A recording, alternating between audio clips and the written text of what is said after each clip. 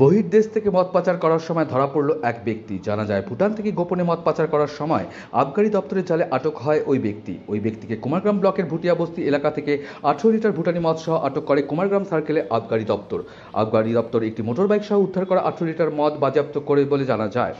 বৃহস্পতিবার রাতে ধৃত ওই ব্যক্তিকে কামাখ্যাগুড়ি গ্রামীণ হাসপাতালে শারীরিক পরীক্ষা করানো হয়। শুক্রবার ধৃত ব্যক্তিকে আলিপুরদুয়ার আদালতে তোলা হয়। সমস্ত ঘটনার তদন্ত শুরু করেছে আলিপুরদুয়ার আবগারি দপ্তর।